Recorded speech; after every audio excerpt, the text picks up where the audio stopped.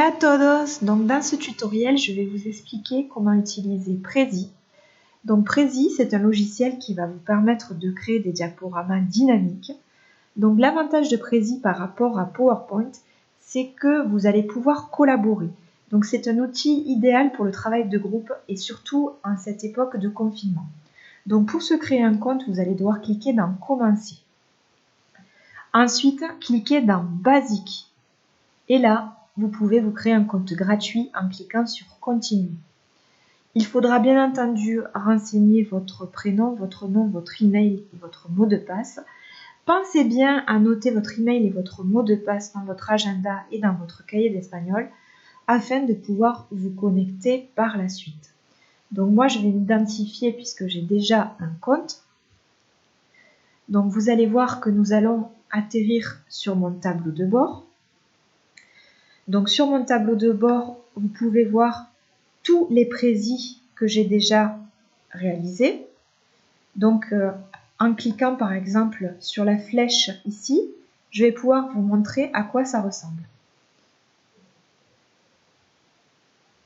Donc vous voyez, on clique sur la flèche, le présis se charge et là, il suffit de cliquer en bas et vous pouvez faire défiler les diapositives comme dans n'importe quel diaporama. Voilà. Donc, mon premier conseil, vous allez créer un présis. Donc, ça sera de le créer à partir d'un modèle. Ça sera beaucoup plus simple pour vous que de le créer de A à Z. Une fois que vous avez choisi votre modèle, donc moi, je vais vous montrer celui que j'ai déjà choisi là. Vous pourrez cliquer sur Éditer pour pouvoir le modifier.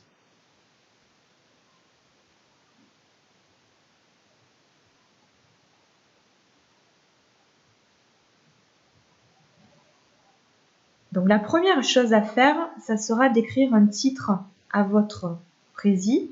Donc pour écrire un titre à votre document, il suffit de cliquer ici en haut à gauche.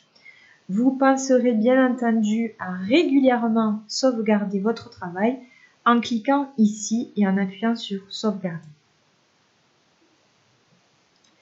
Donc une chose importante à savoir, c'est que donc vous pourrez réaliser ce travail en groupe.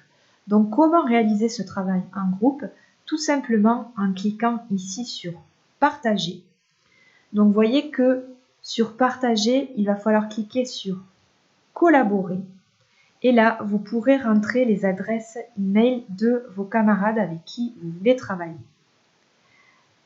Alors, vous pourrez rajouter autant d'adresses que vous le souhaitez. Il faudra bien faire attention à modifier les paramètres ici et à marquer « Peu édité ».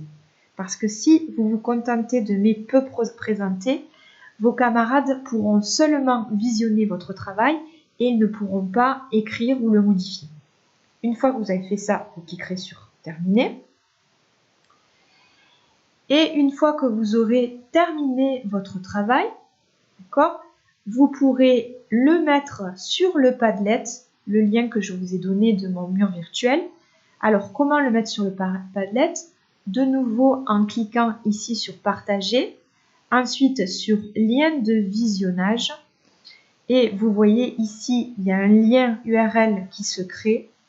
Il suffira de faire copier et ensuite de le coller dans le Padlet pour que je puisse moi le voir. Alors je vais vous montrer un petit peu les principales fonctionnalités de Prezi. Donc vous voyez que ici les diapositives s'affichent à gauche. Donc la diapositive 1 correspond à cette bulle, la diapositive 2 à celle-ci et ainsi de suite.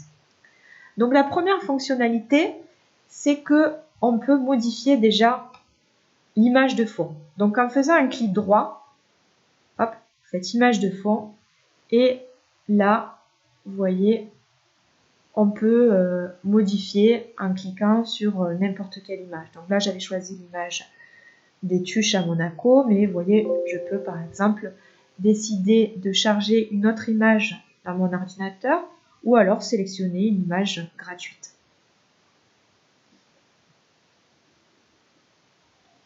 Si vous voulez bien entendu enregistrer ces modifications, il faudra cliquer sur sauvegarder.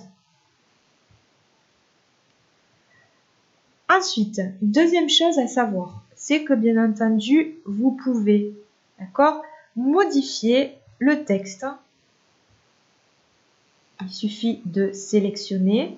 Donc, vous voyez, vous pouvez agrandir la taille du texte, la diminuer, mettre en gras, mettre en italique, etc. Vous pouvez ici, bien entendu, aussi modifier la couleur, par exemple, du fond. Ou ici, la couleur du texte. Là, par exemple, elle est en vert foncé. Tiens, je peux la mettre en rouge si je le souhaite. Ok ? Deuxième chose à savoir, c'est que donc vous allez créer des bulles.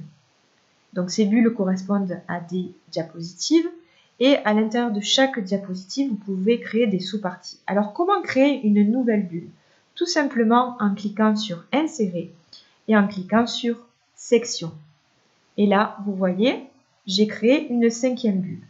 Moi, j'en ai pas besoin dans mon prési, donc je vais la supprimer. Pour la supprimer, il suffit de sélectionner la bulle et de cliquer sur Supprimer. Et elle disparaît. Alors maintenant, à l'intérieur des bulles, je vais vous montrer la manipulation pour insérer une photo. Donc pour insérer une photo, il faut cliquer dans Insérer, Image. Et là, vous voyez, vous pouvez charger une image dans votre ordinateur. Donc là, je vais remettre la photo de la Villa des Tuches à Monaco.